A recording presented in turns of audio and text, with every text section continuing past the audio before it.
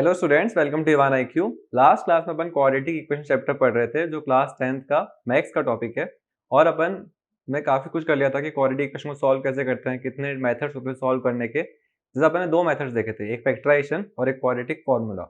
और quadratic equation solve होगी भी कि नहीं ये भी देखा था उसका डिस्क्रिमिनेंट चेक करके, कि कोई कोई ऐसी इक्वेशन भी तो होती है जो सॉल्व ही नहीं होगी, तो उसको डिस्क्रिमिनेंट से निकाल लेंगे और डिस्क्रिमिनेंट अगर नेगेटिव आएगा तो वो इक्वेशन सॉल्व नहीं होती थी, है ना। और डिस्क्रिमिनेंट का फॉर्मूला भी होता था। क्या फॉर्मूला होता था? तो फॉर्मूला होता था डिस्क्रिमिनेंट डिस्क्रिमिनेंट का फॉर्मूला होता था b² माइनस 4ac। ठीक है। और इससे अपन ने देखा था कि कोई भी क्वाड्रेटिक इक्वेशन सॉल्व होगी भी कि नहीं। अगर ये नेगेटिव आएगा तो क्वाड्रेटिक इक्वेशन सॉल्व नहीं होगी, ये पॉजिटिव आएगा तो क्वाड्रेटिक इक्वेशन सॉल्व होगी और उसके दो डिफरेंट रूट्स भी होंगे। और अगर ये जीरो आएगा तो क्वाड्रेटिक इक्वेशन सॉल्व होगी और जो दो रूट्स आएंगे ना वो इक्वल आएंगे, है ना। तो ये अपन ने कल सब कुछ कर लिया था पहले वाली क्लासेस में। अपन इस क्लास में वही पॉसिबिलिटी वाले क्वेश्चन को कंटिन्यू करते हैं कि ये जो कंडीशन गिवन है वो पॉसिबल है भी कि नहीं, उसको कंटिन्यू करेंगे वर्ड प्रॉब्लम रिलेटेड। और फिर जो प्रीवियस ईयर बोर्ड्स के जो मेन क्वेश्चन है ना वो करेंगे। ठीक है, तो अपन स्टार्ट करते हैं पॉसिबिलिटी वाले क्वेश्चन को ही। तो एक बार इस क्वेश्चन को पढ़ लो, जिनको नहीं दिख रहा इसके लिए थोड़ा जूम कर देते हैं, फिर बाद में वापस जूम आउट कर लेंगे। ठीक है, ज़्यादा जूम हो गया ना। ठीक है, एक बार क्वेश्चन पढ़ लो, पॉज करके पढ़ सकते हो, मैं एक बार रीड कर लेता हूँ। क्या बोल रहे हैं? Is the following situation possible if so determine their present ages, the sum of the ages of two friends is 20 years, 4 years ago the product of their ages in years was 48। ठीक है, तो ये क्या कह रहे हैं कि दो फ्रेंड्स हैं और उनकी एजेस का सम 20 ईयर्स है और 4 साल पहले दोनों के एजेस का प्रोडक्ट 48 था, है ना। तो ये कह रहे हैं वो क्वेश्चन में कुल मिला के। तो दोनों के एजेस का सम 20 ईयर्स है, दोनों के एजेस का सम 20 ईयर्स होगा, टू फ्रेंड्स, तो इसका मतलब छोटे छोटे बच्चे ही हैं ये। 8 ईयर का होगा, एक 12 ईयर्स का होगा, तभी मतलब ओवरऑल सम 20 हो रहा है। या फिर 8 16, एक 18 ईयर्स का होगा, एक 2 ईयर्स का होगा, ऐसा भी हो सकता है। तो ऐसे डिफरेंट पेयर बन सकता है ना, पर सम कितना आना चाहिए? 20। तो अगर मैं ऐसा बोल रहा हूँ कि मैंने एक फ्रेंड की प्रेजेंट एज मान ली, let one friends present as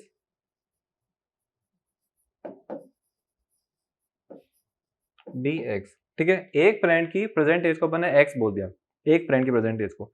तो जो दूसरा फ्रेंड होगा ना उसकी एज क्या होगी? दोनों का सम 20 है। जैसे मैं ऐसे बोल रहा हूँ कि मेरा और मेरा एक फ्रेंड का एजेस का सम 40 ईयर्स है ना, ऐसा बोल रहा हूँ मैं।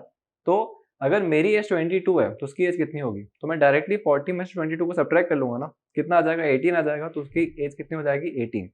ठीक है, तो उसकी एज कितनी हो जाएगी? 18। पर अगर मैं ऐसा बोल रहा हूँ कि दोनों के एज का सम 20 है, एक की एज एक्स है, तो दूसरे की एज कितनी हो जाएगी? तो दूसरे की एज डायरेक्टली 20 माइनस एक्स। तो एक फ्रेंड की एज है एक्स और दूसरे वाले की एज कितनी हो जाएगी? 20 माइनस एक्स। ठीक है, तो अपन को पता चल गया कि एक फ्रेंड की एज 20 माइनस एक्स है और एक फ्रेंड की एज है एक्स। अपन ने लेट कर लिया। अब थोड़ा क्वेश्चन को छोटा कर लेते हैं, अपन को स्पेस चाहिए सॉल्व करने के लिए।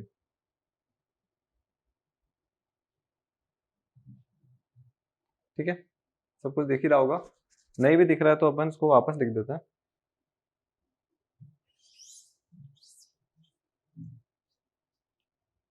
ठीक है, क्या बोल रहे हैं अपन? वन फ्रेंड्स एज, एक फ्रेंड जो है उसकी एज अपन बोल रहे हैं एक्स, और जो सेकंड वाला है, जो सेकंड फ्रेंड है ना,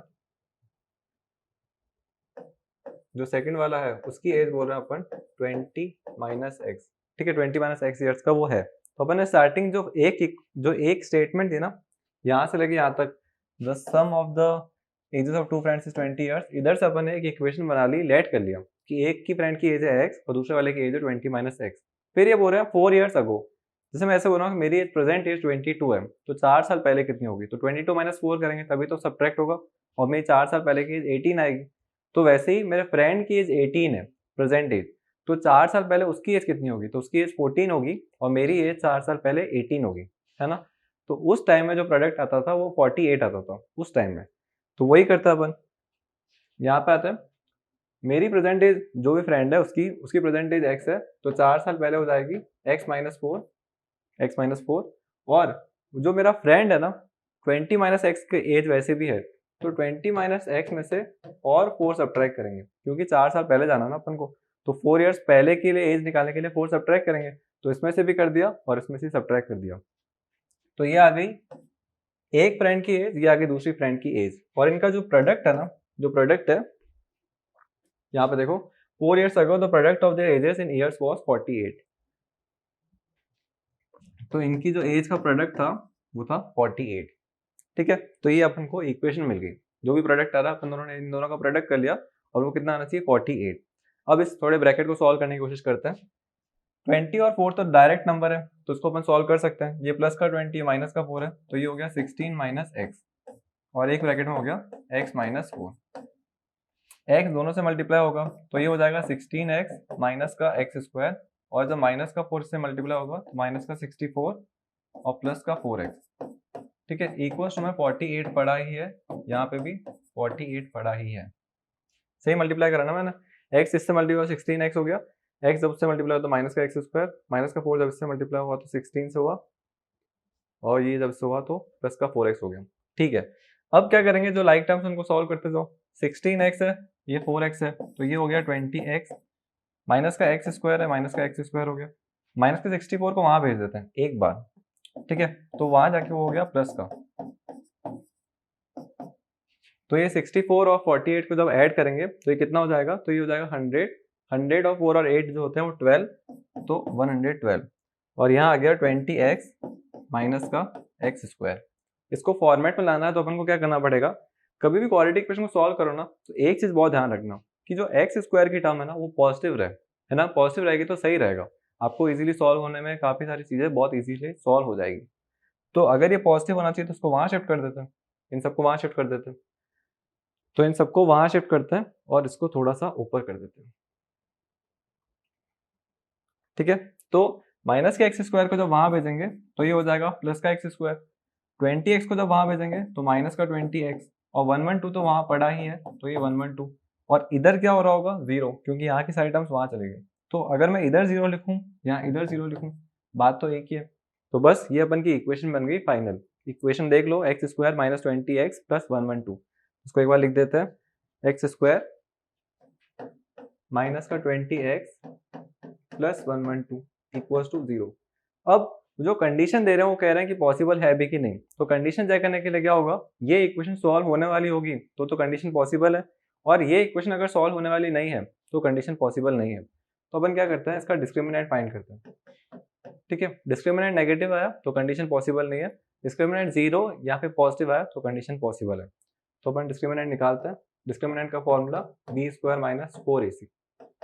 अभी b क्या है, b मतलब x का कोफिशिएंट, x का कोफिशिएंट माइनस का 20, तो माइनस का 20 का स्क्वायर, माइनस का 4a, a है 1 क्योंकि x स्क्वायर का कोफिशिएंट कौन है 1, और c कौन है, c है अपन का 112। 20 का स्क्वायर करा तो 2 टू द 400 आ गया पॉजिटिव का, क्योंकि कभी माइनस नंबर का स्क्वायर करोगे तो पॉजिटिव ही आएगा। फिर यहाँ पे जब स्क्वायर करोगे तो 112 into 4 to the 8, 4 the 4, 4 4 8, minus का 4 4 8 इक्वल्स टू में 0। ठीक है, तो ये अपन को फाइनली मिला डिस्क्रिमिनेंट 0, और डिस्क्रिमिनेंट 0 मिला, इसका मतलब क्या है कि ये इक्वेशन तो अपन से सॉल्व होगी नहीं, ये अपन के लेवल की है नहीं, क्योंकि इमेजिनरी रूट्स आ रहे हैं, और इमेजिनरी रूट्स को अभी अपन को निकालना नहीं आता। रियल रूट्स आते तो अपन निकाल भी लेते क्वाड्रेटिक फॉर्मूला से या फैक्टराइजेशन से, पर यहाँ पे इमेजिनरी रूट्स आ रहे हैं, और इमेजिनरी रूट्स जो होते हैं वो सॉल्व नहीं हो सकते, है ना। तो इमेजिनरी रूट्स आ रहे हैं, और इमेजिनरी रूट्स को अपन नहीं सॉल्व कर सकते, उसकी वजह से ये इक्वेशन अपन से सॉल्व नहीं होगी। उसका मतलब कंडीशन ही गलत दी होगी, क्योंकि ऐसी इक्वेशन दे देना जिसके रूट्स रियल होते हैं तो अपन सॉल्व कर भी लेते, तो पॉसिबिलिटी भी होती, पर यहाँ पे इन्होंने इक्वेशन पॉसिबल ही नहीं दी, है ना, तो ये पॉसिबल नहीं है। इसका अपन डायरेक्टली लिख देंगे, here d is coming to be negative, therefore we can say that the roots of this equation, roots will be imaginary and hence this condition is not possible, है ना। इन्होंने यही तो बोला था, is the following situation possible, upon direct लिखेंगे no. ठीक है, नहीं है पॉसिबल, क्योंकि डिस्क्रिमिनेंट जो आ रहा है वो नेगेटिव आ रहा है ना, तो पॉसिबल नहीं है। ठीक है, तो ये अपन का पूरा हो गया कि कैसे अपन देख सकते थे, और ये अब आते हैं अपन के मेन क्वेश्चंस पे। ये अपन के पॉसिबिलिटी वाले सारे क्वेश्चंस हो गए, एक शायद क्वेश्चन और है पॉसिबिलिटी का, एक बार उसको भी देख लेते हैं। हाँ, पॉसिबिलिटी वाला ही है, ये अपन के एनसीईआरटी एक्सरसाइज के ही है लास्ट क्वेश्चन। जैसे अपन का क्वाड्रेटिक इक्वेशन जो है ना वो चैप्टर नंबर 4 है क्लास 10th का, है ना, और 4 का जो एक्सरसाइज का जो लास्ट एक्सरसाइज होगी ना 4.1, 4.2, 4.3, तो लास्ट एक्सरसाइज के क्वेश्चंस कर रहे हैं अपन। तो लास्ट एक्सरसाइज सारे अपने वर्ड प्रॉब्लम्स कर ही लिए हैं, 2 अपन ने पहले करे थे, अभी ये कर रहे हैं। क्या बोल रहे हैं, अभी तक लगभग मेरे को लग रहा है सब बच्चों को आ ही गया होगा ये सॉल्व करना। तो ये कह रहे हैं, is it possible to design a rectangular park of perimeter 80 metre and area 400 metre square. ये कह रहे हैं कि एक रेक्टेंगुलर पार्क बनाना है, उसका पेरीमीटर 80 मीटर होना चाहिए और एरिया 400 मीटर स्क्वायर होना चाहिए। ये पॉसिबल है क्या? पॉसिबल है कि नहीं, उसके लिए अपन क्या करेंगे, इक्वेशन बना के सोचेंगे। डिस्क्रिमिनेंट नेगेटिव आएगा तो अपन कह देंगे नहीं पॉसिबल है भाई। ठीक है, तो चलो इक्वेशन पे आते हैं। तो पेरीमीटर दिया हुआ है, पेरीमीटर कितना होना चाहिए, पेरीमीटर होना चाहिए 80। पेरीमीटर का फॉर्मूला किसी को याद है? रेक्टेंगल के पेरीमीटर का फॉर्मूला ज़्यादातर बच्चों को नहीं याद होता है, मैंने ऐसा नोटिस करा है। पर अच्छे कोई कुछ होता है उनको पता होता है, अच्छे नहीं मतलब थोड़े बहुत जो भी होते हैं उनको पता होता है। तो ये 2, उसका फॉर्मूला होता है 2l+b। ठीक है, पेरीमीटर होता क्या है, सारी बाउंड्रीज का सम। ठीक है, लेंथ मेजर करो सारी बाउंड्रीज का, फॉर्मूला बात याद रखो, आप लेंथ मेजर करके बता दो सारी बाउंड्रीज की, तो उसको अपन पेरीमीटर बोलते हैं। तो फॉर्मूला आता है 2l+b where l is the length and b is the breadth. This is the length and this is the breadth. ठीक है, ये कितना आ रहा है 80। 2 मल्टीप्लाई में है ना यहाँ पे, तो वहां जाके डिवाइड में, तो अपन को फाइनली मिला l+b जो है वो है 40। ठीक है, ये अपन को मिल गया। और एरिया का फॉर्मूला क्या होता है, रेक्टेंगल के एरिया का फॉर्मूला होता है length into breadth, length into breadth. और एरिया कितना आना चाहिए, 400। अब अपन को क्या चाहिए, ये पूरा जो भी पूरा एक्सप्रेशन बन रहा है वो सिर्फ एक वेरिएबल में बने, क्योंकि अपन क्वाड्रेटिक इक्वेशन पढ़ रहे हैं 1 वेरिएबल की, तो अपन को ये कन्वर्ट करनी है, ये एक वेरिएबल की इक्वेशन बने। तो मैं चाहता हूँ कि या तो b हट के l आ जाए या l हट के b आ जाए, तो ये एक वेरिएबल में होगा। तो मैं यहाँ से शिफ्ट कर लेता हूँ ना, मैं l की जगह पे 40 माइनस b भी तो लिख सकता हूँ, b वहां शिफ्ट कर दिया, तो यही करता है अपन, मैं l की जगह पे यहाँ पे 40 माइनस b लिख देता हूँ, इंटू में b पड़ा है ना, समझ आ रहा है ना, ये 40 माइनस b लिख दिया, इंटू में b पड़ा, ये हो गया 40b माइनस का b स्क्वायर और ये हो गया 400। फाइनली मुझे ये मिला। अब क्या हो रहा है, वापस से जो स्क्वायर वाली टर्म है, जो क्वाड्रेटिक टर्म है, वो नेगेटिव आ रही है। तो अगर नेगेटिव टर्म आ रही है तो उसको अपन को पॉजिटिव करना पड़ेगा, है ना। तो पॉजिटिव कैसे करेंगे, तो अपन साइन शेड चेंज कर लेंगे, या तो दोनों तरफ -1 से मल्टीप्लाई कर दो या -b स्क्वायर को यहाँ शिफ्ट कर दो, तो अपन लेफ्ट हैंड साइड में शिफ्ट कर लेते हैं। तो इसको मैं यहाँ लिख देता हूँ। ठीक है, माइनस का b स्क्वायर जब लेफ्ट हैंड साइड में जाएगा तो ये हो जाएगा प्लस का b स्क्वायर, और फिर 40b जब वहां जाएगा तो वो हो जाएगा माइनस का 40b, और 400 वहीं पड़ा है, वहीं पे पड़ा है लेफ्ट हैंड साइड में, तो ये तो प्लस का ही है। अब ये आ चुकी है जनरल फॉर्मेट में। हर बार याद रखना क्वाड्रेटिक इक्वेशन का जो a वाला टर्म होना चाहिए पॉजिटिव होना चाहिए, है ना। तो अपन ने ये कर लिया, a वाला मतलब x स्क्वायर का कोफिशिएंट या फिर जो डिग्री 2 वाली टर्म है उसका कोफिशिएंट। ठीक है, ये अपन को पूरा आ चुका है। अब इसका डिस्क्रिमिनेंट चेक कर लेते हैं। तो डिस्क्रिमिनेंट का फॉर्मूला होता है b square minus 4ac। b square मतलब b कौन होता था, x का कोफिशिएंट, और इधर x कौन है, b से डिनोट हो रहा है, तो इसका कोफिशिएंट कौन है, माइनस का 40, तो माइनस का 40 का स्क्वायर माइनस का 4, a कौन है 1, x स्क्वायर का कोफिशिएंट, अभी b स्क्वायर है इसका कोफिशिएंट 1, और c कौन है 400 खुद।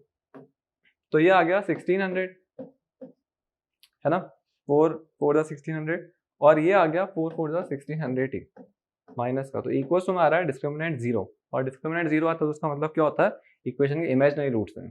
ठीक है, ऐसे कोई बच्चों ने सोचा होगा पर ऐसा नहीं है। अगर डिस्क्रिमिनेंट 0 आता है तो उसका मतलब क्या होता है, रूट्स रियल होंगे और इक्वल होंगे, मतलब जो दो डिफरेंट वैल्यूज आती है ना x की, वो आएगी पर दोनों इक्वल आएगी। तो अपन को पता चल गया कि ये कंडीशन पॉसिबल तो है, तो अपन को ये बोला ना इज इट पॉसिबल, तो अपन बोल देंगे यस। ठीक है, इतना सा बोला नहीं उन्होंने, इन्होंने बोला if so find the length and the breadth. तो अपन को बोला अगर पॉसिबल है तो फिर लेंथ और ब्रेड्थ फाइंड करो। ठीक है, तो अपन को पता चल गया ये इक्वेशन अपन के पास में है, और लेंथ जो है, लेंथ को अपन निकाल सकते हैं 40 माइनस b करके, तो इन इनकी जरूरत है, बाकी सबको अपन हटा देते हैं। ठीक है, तो बाकी सबको हटाओ।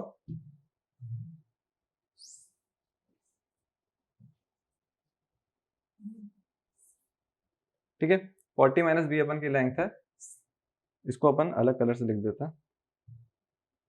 जो लेंथ आनी चाहिए वो आनी चाहिए 40 माइनस b,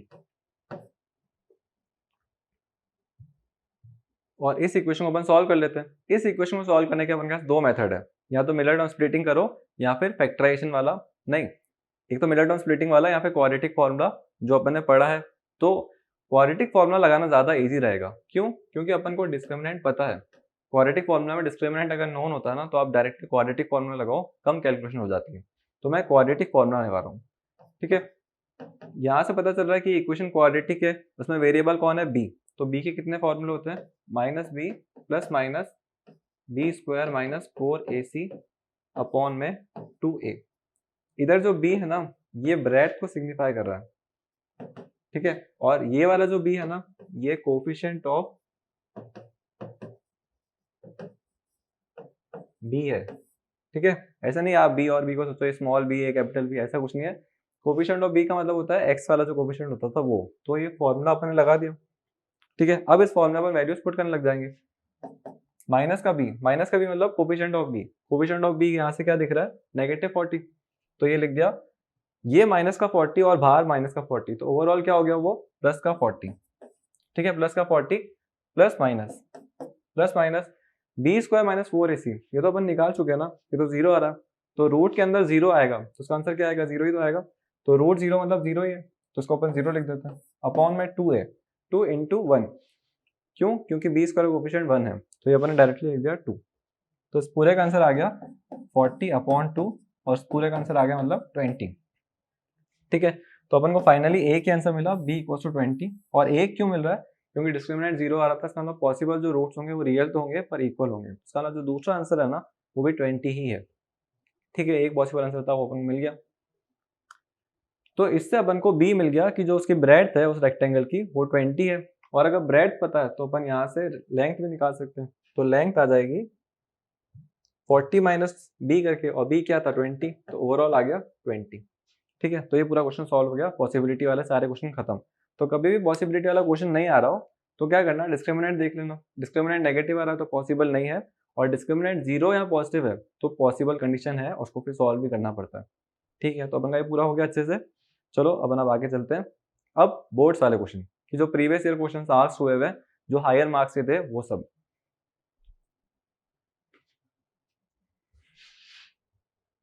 ठीक है, यहाँ से स्टार्ट करते हैं। ये क्या बोल रहे हैं, द डायगोनल, एक बार पॉज करके वीडियो पढ़ लो फिर मैं रीड करता हूँ। ठीक है, ये क्या बोल रहा है, the diagonal of a rectangular field is 16 metres more than the shorter side. एक रेक्टेंगुलर फील्ड है, उसकी जो डायगोनल है वो शॉर्टर साइड से 16 मीटर ज्यादा है। ठीक है, if the longer side is 14 metre more than the shorter side then find the length of the side. अब इसमें पॉसिबिलिटी नहीं पूछना है, पॉसिबल तो ये है, इनको पता है। ये कह रहे हैं बताओ लेंथ ऑफ ब्रेड्थ, तो ये बताओ। ठीक है, then find the length of the sides of the field. तो इन्होंने बोला रेक्टेंगुलर फील्ड है, ये रेक्टेंगुलर फील्ड, ये इसकी डायगोनल। अपन को शॉर्टर साइड पता होनी चाहिए, शॉर्टर साइड कौन सी है, तो ये लेंथ होती है, ये ब्रेड्थ होती है। शॉर्टर साइड तो ये होती है, तो इसको स्टार्टिंग में लेट कर देते हैं कि ये x है। ठीक है, ये x है, स्टार्टिंग में लेट कर दिया कि x है। अब फर्स्ट लाइन को वापस पढ़ो, क्या बोल रहा है, the diagonal of a rectangular field is 16 metres more than the shorter side. Shorter side से 16 ज्यादा है, तो ये x है, तो डायगोनल कितनी हो जाएगी, x प्लस 16। ये हो गया x प्लस 16। अब ये तो अपने लेट कर लिया। सेकंड क्या बोल रहा है, if the longer side is 14 metres more than the shorter side. जो लॉन्गर साइड है मतलब ये वाली साइड, ये शॉर्टर साइड से 14 ज्यादा है, तो लॉन्गर साइड हो जाएगी x प्लस 14। बस, तो अपन को ये पूरा मिल गया।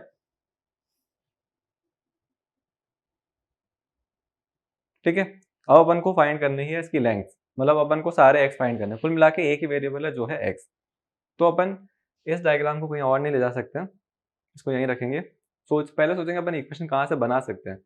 तो अपन को पता है कि ऑपोजिट साइड जो रेक्टेंगल में होती है वो इक्वल होती है, तो अगर ये x है तो यहाँ पे भी x ही होगा। ठीक है, तो ये ऑपोजिट साइड आ गई, ये इसकी लेंथ है, ये अपन इसकी डायगोनल बना सकते हैं। और अपन को ये भी पता है कि रेक्टेंगल का कॉर्नर एंगल होता है 90 डिग्री का। तो अगर कोई राइट एंगल ट्रायंगल दिख रहा है, कुछ नहीं समझ आ रहा है, तो डायरेक्टली पाइथागोरस थ्योरम अप्लाई कर दो, है ना। कभी भी राइट एंगल ट्रायंगल दिख रहा हो, इक्वेशन समझ नहीं आ रही, इक्वेशन कैसे बनाए, तो पाइथागोरस थ्योरम तो है ही ना, तो अपन पाइथागोरस थ्योरम अप्लाई करते हैं इस पर। इसको डायग्राम को एक बार पीछे ले लेते हैं, यहाँ पे बना लेते हैं।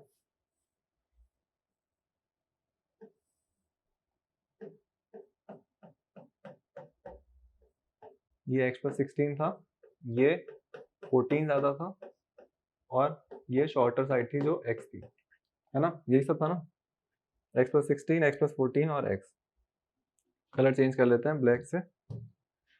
ठीक है, अब पाइथागोरस थ्योरम अप्लाई करो। तो पाइथागोरस थ्योरम क्या कहता है कि जो हाइपोटेनस का स्क्वायर होता है वो परपेंडिकुलर के स्क्वायर प्लस बेस के स्क्वायर बराबर होता है।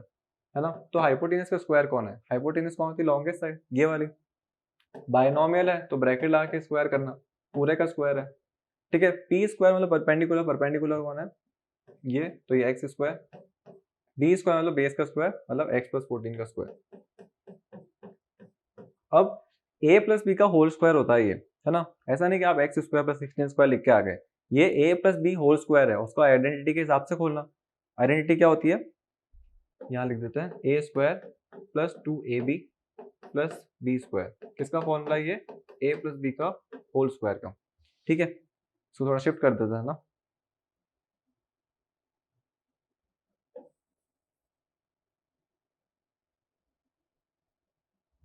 चलो साइड में थोड़ा, ठीक है। चलो अपन अब आते हैं अपने इस वाले पे, इसको अपन सॉल्व करने लग जाते हैं। इसको स्क्वायर करेंगे, ए स्क्वायर, ए स्क्वायर मतलब ये अलग ही चल रहा, ये अलग चल रहा है, अपन यहाँ पे अलग चल रहा है। ए स्क्वायर मतलब एक्स का स्क्वायर, फिर 2ab मतलब 2x, बी कौन है 16, प्लस बी का स्क्वायर मतलब 16 का स्क्वायर, 16 का स्क्वायर किसी किसी को पता होगा पर मुझे नहीं पता, 6 6 36 6 15 256, तो ये आ गया 256 इक्वल्स टू में, ये पूरा ओपन हो गया ब्रैकेट, अब इक्वल्स टू में एक्स स्क्वायर प्लस वापस से ये ब्रैकेट है ए प्लस बी का होल स्क्वायर, तो वही identity, a square plus 2ab plus b square, तो x square plus 2ab, 2a कौन है x और b कौन है 14, और प्लस में b स्क्वायर मतलब 14 का स्क्वायर, तो 14 का स्क्वायर यहां से निकालेंगे, 16 4 4 56 196, तो ओवरऑल अपन को ये चीजें मिली 196 करके। तो इसको थोड़ा बहुत सॉल्व कर लेते हैं, क्या पता और सॉल्व हो गया अच्छा बन जाए ये। देखो एक्स स्क्वायर प्लस का है ना, तो वहां जाएगा तो सब्ट्रैक्ट होगा, तो एक्स स्क्वायर से अपन एक एक्स स्क्वायर को तो हटा सकते हैं, कैंसिल आउट ये हो गया, और बाकी जो भी चीजें उनको एक बार लिख देते हैं। इसको सॉल्व करोगे तो ये क्या हो जाएगा 32x, ये 256 इक्वल्स टू में ये हो जाएगा सिर्फ एक्स स्क्वायर, 2 इंटू ये करोगे तो 28x प्लस 196, ठीक है पूरा हो गया। अब एक्स एक्स वाले जो टर्म्स उनको एक जगह ले लो, एक्स स्क्वायर, अपन को एक्स स्क्वायर को पॉजिटिव रखना है तो उसको यहीं रखते हैं, 32x यहाँ पे प्लस का है तो वहां जाएगा तो सब्ट्रैक्ट में, तो अपन को मिलेगा माइनस का 4x, एक्स स्क्वायर की टर्म यहाँ पे पड़ी ही है, 250x यहाँ पे प्लस में तो वहां जाएगा तो सब्ट्रैक्ट में, तो वो हो जाएगा 196 में सब्ट्रैक्ट 256, तो प्लस माइनस माइनस ही होगा, 256 में से 196 जाएगा तो 0, 50 में से 9 गया तो 50 में से 9 गया तो 660, ठीक है। तो अपन को ओवरऑल इक्वेशन मिली एक्स स्क्वायर माइनस का 4x प्लस माइनस माइनस करा 60 आया, साइन किसका आएगा जो नंबर बड़ा है, 256 बड़ा है तो माइनस का 60 इक्वल टू में 0, तो ये पूरा इक्वेशन बना अपन का फाइनल इक्वेशन। इसको अपन सॉल्व करो, x की वैल्यू निकालनी है अपन को, तो कोई भी मेथड लगाओ, क्वाड्रेटिक फॉर्मूला लगाओ या फिर मिडिल टर्म स्प्लिटिंग लगाओ, है ना, कोई भी फॉर्मूला लगा सकता है, अपन को जो अच्छा लग रहा है वो लगा सकता है। पर क्या अपन को डिस्क्रिमिनेंट चेक करने की जरूरत है यहाँ पे, तो आंसर है नहीं, क्योंकि इन्होंने क्वेश्चन में ऐसा बोला थोड़ी पॉसिबल है कि नहीं, उन्होंने बोला फाइंड करो, फाइंड करो उसका मतलब क्या है, पॉसिबल है। तो अपन इसको फाइंड करते हैं, इक्वेशन को दूसरे पेज पे लेके सॉल्व करते हैं।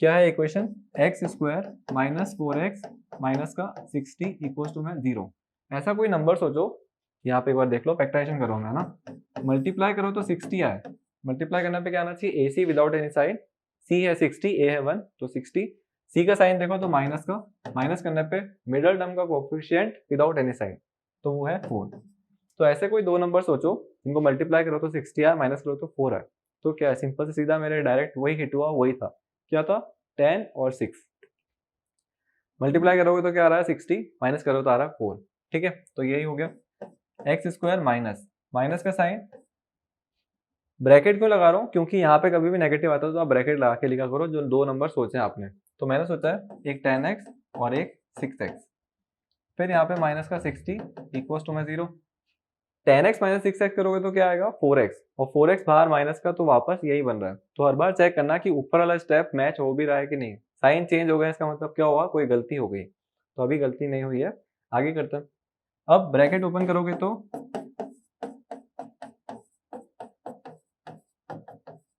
है ना, माइनस का 10x प्लस का 6x, इसमें से कुछ कॉमन ले लो तो x कॉमन लिया तो x माइनस 10 हो गया, इसमें से कॉमन लिया 6 तो ये हो गया x माइनस 10 इक्वल्स टू में 0। दोनों में ही x माइनस 10 आ रहा है तो x माइनस 10 कॉमन ले लिया, x प्लस 6 ले लिया इक्वल्स टू में 0। और फाइनली मुझे x की वैल्यू मिली 10 और x की वैल्यू मिली माइनस का 6। तो दो डिफरेंट वैल्यूज मिल रही है, तो उसका मतलब मैं ब्रेड को 10 भी बोल सकता हूँ, माइनस का 6 भी बोल सकता हूँ। पर क्या कभी आपने ऐसा सुना कि लेंथ को मेजर करो, लेंथ नेगेटिव आ रही हो? तो ये तो पॉसिबल नहीं है, तो अपन इसको कर देंगे reject. This value has been rejected because bread can not be negative. ठीक है, क्योंकि नेगेटिव तो अपन लेंगे नहीं ना, तो अपन ले लेंगे 10 वाली को। 10 वाली को ले लिया अगर, तो अपन डायरेक्टली बोल सकते हैं कि जो लेंथ आएगी वो आएगी 24 और ये आएगा अपन का 26। ठीक है, 26, 24 और ये 10। तो लेंथ जो है रेक्टेंगल की वो है अपन की 24, ब्रेड्थ है 10 और डायगोनल है 26। ठीक है, पूरा क्वेश्चन सॉल्व हो गया। ऐसा क्वेश्चन आया था बोर्ड में 4 मार्क्स का, तो ये 4 मार्क्स वाला क्वेश्चन था। अब अपन आगे जाते हैं। ठीक है, 2 टाइप्स रनिंग वाला क्वेश्चन, ये थोड़ा बड़ा क्वेश्चन है, इसको अपन करेंगे और कल वाली क्लास में करेंगे क्योंकि इसको थोड़ा टाइम चाहिए, है ना। ये यूनिटरी मेथड पे होता है, मतलब ऐसे क्वेश्चन थोड़े अलग से होते हैं। जैसे अपन ने लीनियर इक्वेशन 2 वेरिएबल्स में भी ऐसे क्वेश्चन कर रहे थे कि 2 men can complete same amount of work in 8 days, then how many days will take if 3 women and 6 men are doing that work. ऐसे क्वेश्चन जो होते हैं यूनिटरी मेथड वाले होते हैं, इनको थोड़ा टाइम लगता है और समझने में अच्छे से आने चाहिए। ठीक है, तो इसको अपन करेंगे, ये उस पर बेस्ड है, रिड्यूसेबल वाले इक्वेशन, रिड्यूसेबल टू क्वाड्रेटिक वाली, उस पर बेस्ड होते हैं। ठीक है, इसको हटा दो एक बार। A motorboat वाला whose speed is 24 kilometre per hour, water takes 1 more hour to go 32 kilometre upstream, और ये सब है। The same speed, find the speed of the steam। ठीक है, ये स्ट्रीम है वैसे। ठीक है, तो अपन को क्या बोल रहे हैं, एक मोटर बोट है, वो एक बार डाउन स्ट्रीम में जाती है फिर वापस रिटर्न बैक करती है अप स्ट्रीम में। डाउन स्ट्रीम का मतलब क्या होता है, अपन बोट, जो बोट है ना वो पानी के फ्लो के साथ में जा रही है, और अप स्ट्रीम का मतलब होता है अपन अगेंस्ट में आ रहे हैं, जैसे पानी यहाँ फ्लो हो रहा है और बोट अपन उल्टी ला रहे हैं, है ना। तो ये होता है डाउन स्ट्रीम और अप स्ट्रीम वाला केस। तो अपन क्या करते हैं, इक्वेशन तो बना देते हैं पहले।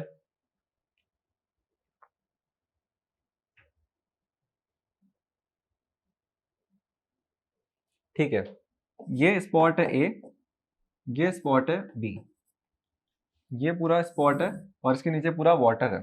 तो वाटर की कुछ स्पीड होगी ना, तो अपन मान रहे हैं let x is the speed, let x is the speed of stream. Water की जो स्ट्रीम है ना उसकी स्पीड एक्स है, मतलब वाटर ऐसे यहाँ पे जा रहा है एक्स की वेलोसिटी से, और ये अपन की है बोट, और बोट की स्पीड है वाई किलोमीटर पर आवर, और बोट भी जा रही है यहाँ पे।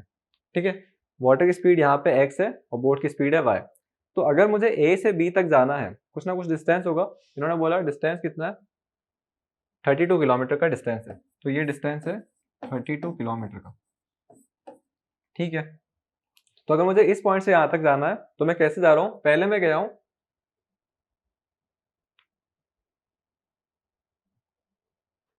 अच्छा इन्होंने बोट की स्पीड बता दी है, वाई नहीं है ना, बोट की स्पीड 24 पहले से गिवन है। ठीक है, एक और चीज इन्होंने कम कर दी, अपन को सिर्फ अभी स्ट्रीम की स्पीड ही फाइंड करनी है। In river takes 1 hour more to go 32 kilometre upstream then to return downstream. ये कह रहे हैं कि अगर वाटर के फ्लो के साथ में जाएगी तो स्पीड तेज हो जाएगी ना, क्योंकि वाटर भी इसको फोर्स दे रहा होगा और अच्छे से स्पीड तेज हो जाएगी। लेकिन जब ये वापस आएगी ना तो क्या होगा, वाटर तो यहीं फ्लो करा होगा और बोट आ रही होगी यहाँ से, तो उसकी वजह से स्पीड नॉर्मली जो होगी उससे कम हो जाएगी, और उससे कम हो जाएगी तो टाइम ज्यादा लेगी। तो ये कह रहे हैं डाउन स्ट्रीम में जितना भी टाइम लगता है ना, अप स्ट्रीम में उससे 1 घंटा ज्यादा लगता है। तो अपन क्या करते हैं, अपन टाइम निकालते हैं डाउन स्ट्रीम का, कि डाउन स्ट्रीम में टाइम कितना लग रहा है। तो डाउन स्ट्रीम का टाइम का फॉर्मूला क्या होता है, डिस्टेंस अपॉन स्पीड। तो ये हो गया distance upon speed. Down stream में कितना डिस्टेंस कवर कर रही है, डिस्टेंस कवर कर रही है 32 का, तो 32, और डाउन स्ट्रीम की स्पीड, डाउन स्ट्रीम की स्पीड मतलब पानी के फ्लो के साथ में जा रही है। बोट की खुद की स्पीड 24 और पानी की स्पीड ऐड हो जाएगी, है ना, लो वाटर भी तो उसको फ्लो करवाएगा, तो उसकी वजह से ओवरऑल स्पीड हो जाएगी 24 प्लस एक्स। ठीक है, फिर आते हैं अप स्ट्रीम वाले टाइम पे, अप स्ट्रीम में जो टाइम लगेगा, तो वही फॉर्मूला डिस्टेंस अपॉन स्पीड। अब अप स्ट्रीम के केस में वापस क्या, ये वापस रिवर्स बैक आ रही है, तो डिस्टेंस तो 24 किलोमीटर ही होगा, नहीं 32 किलोमीटर, डिस्टेंस तो 32 किलोमीटर का कवर करेगी, स्पीड क्या रहेगी? अब स्पीड पे ढंग से देखना, ये वापस यूं आ रही है ना, तो इसकी स्पीड क्या होगी? ये इधर से यहाँ आ रही होगी, पानी इसको अगेंस्ट में जा रहा होगा, तो ओवरऑल स्पीड सब्ट्रैक्ट हो जाएगी। जैसे बोर्ड की स्पीड 24 की है, पानी की स्पीड x की, तो अपन धीरे चलेंगे ना। जैसे मैं ऐसे बोल रहा हूँ कि मैं साइकिल चला रहा हूँ और सामने से हवा आ रही है, तो मेरी नेट स्पीड जो होगी ना वो रिड्यूस हो जाएगी। कितनी रिड्यूस हो जाएगी? जितनी एयर की स्पीड है उससे रिड्यूस हो जाएगी। और वैसे ही पानी में भी यही होगा, क्योंकि मैं बोट सामने चला रहा हूँ, पानी आगे से आ रहा है, उसकी वजह से मेरी नेट स्पीड रिड्यूस हो जाएगी। और कितनी हो जाएगी? जितनी पानी की स्पीड है। तो ये हो गया। इसकी वजह से जो ज़्यादा टाइम लगेगा वो इसमें लगेगा, क्योंकि ये धीरे चला रहा है, ये बहुत फास्ट थी। ये क्या बोल रहे हैं कि कितना टाइम डिफरेंस है? तो 1 घंटे का टाइम डिफरेंस है। तो ठीक है, ये हो गया, इसको अब हटा देते अपन। ये तो अपन को समझ आ गया ना, तो अब इसका कोई रोल नहीं है। ये स्ट्रीम है ना, वाटर की स्ट्रीम। तो अब आते हैं अपन, जो अपस्ट्रीम का टाइम होगा उसमें से डाउनस्ट्रीम का टाइम को हटाएंगे तो 1 आवर का डिफरेंस आएगा। बस इक्वेशन बन गई, इनकी वैल्यूज पुट कर दो। अपस्ट्रीम का टाइम कितना है? 32/24 माइनस एक्स, माइनस डाउनस्ट्रीम का टाइम कितना है? 32/24 प्लस एक्स इक्वल्स टू में 1। और ये इक्वेशन कौन सी इक्वेशन होती है? ये होती है रिड्यूसेबल वाली equation, reducible to quadratic equation. तो अपन इसको सॉल्व कर लेंगे। अगर सॉल्व नहीं हो रहा है तो अपन वापस कल करेंगे, लेकिन आप इसको घर पे ट्राई करना कि कैसे सॉल्व कर सकते हैं। ये तो रिड्यूसेबल वाली इक्वेशन है, इजीली हो जाएगी। ठीक है, तो अभी के लिए बस इतना ही। अपन नेक्स्ट क्लास में वापस से यही सब पढ़ेंगे। अगर ये क्वेश्चन सॉल्व नहीं हो रहा है तो उसको सॉल्व करेंगे, और थोड़े बहुत और बोर्ड रिलेटेड क्वेश्चंस करेंगे, MCQ NTC वाले, वो सब। ठीक है, और फिर ये अपना चैप्टर कंप्लीट हो जाएगा, क्योंकि अपन ने सारे क्वेश्चन डिस्कस कर लिए। ठीक है, अभी के लिए थैंक यू।